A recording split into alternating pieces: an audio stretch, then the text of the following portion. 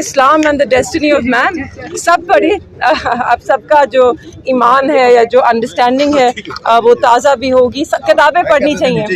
خان صاحب نے in fact Adiala jail میں مجھے اس کتاب کا بتایا تھا اور ہماری گفتگو ہو رہی تھی تو پھر میں نے جا کے خریدی تھی تو میں پڑھ رہی ہوں. بس انہوں نے آپ کو کہاں پیچھے ریلا آ رہا ہے لوگوں کا. جی جی آج کے کیس سے آپ کے سامنے ہے جس طرح کیس چل رہا ہے. مجھے بہت خوشی ہے اس بات کی کہ ہائی کورٹ میں جس طرح کے سوالات اٹھائے جا رہے ہیں ہمیں یہی توقع تھی کہ جو بھی جج اس کیس کو سنے گا وہ یہی سوال اٹھائے گا. انشاءاللہ سچائی سب کے سامنے آ جائے گی. میں کیس کے بارے میں زیادہ گفتگو نہیں کرنا چاہتی. میں ایک نقطہ ضرور اٹھانا چاہتی ہوں. آج پیر کا دن ہے. آج ہماری ملاقات ہوتی ہے اڈیالہ جیل میں میرے والد شاہ صاحب کے ساتھ. مگر آج میری والدہ ہم سے پہلے وہاں گئے. ہم ان سے ملنا چاہتے تھے. آج 3 ہفتے ہو گئے میری ملاقات نہیں ہوئی ہے میرے والد سے اور ہمیں اجازت نہیں دی گئی. ہمیں سیکورٹی کا خطرہ بھی ہے. آپ کو اس کی بیٹی سے خطرہ ہو سکتا ہے. کیا ایک آدمی کو اس کی بیوی سے اس کے بیٹے سے سیکورٹی کا خدشہ ہوتا ہے؟ کیا خان صاحب کو بھی ہم سے سیکورٹی کا خدشہ ہے؟ مجھے ابھی تک اس کا منطق سمجھ نہیں آیا کہ ہمیں کیوں روکا گیا ہے.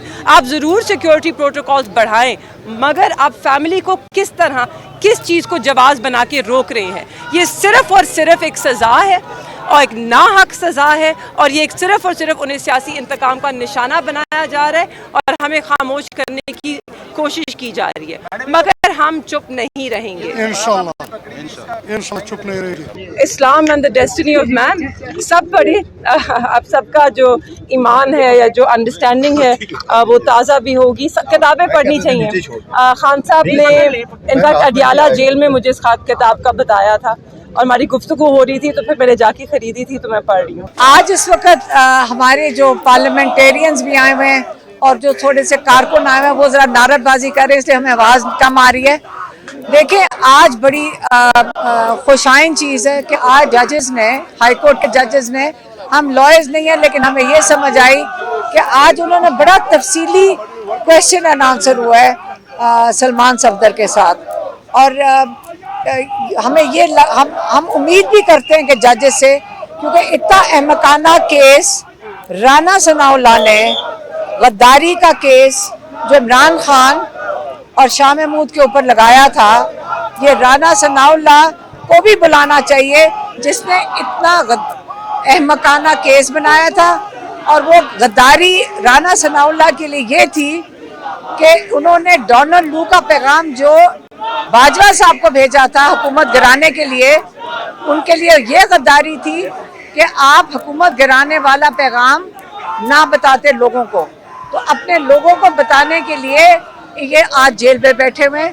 لیکن جب یہ ہمارے ججز ہائی کورٹ کے سنیں گے ہمارے پارلیمنٹیرینز آ کر یہاں موجود ہوں گے وہ سنیں گے کہ یہ کتنا احمقانہ کیس ہے اور کتنی پاکستان کے لیے یہ شرمندگی ہے دنیا کی نظروں میں کہ ہم اپنے لوگوں کو جن کے اوپر وہ غداری ہوتی ہے ان کو غداری کے چارجز پہ 10 سال کے لیے جیل میں ڈال دیں.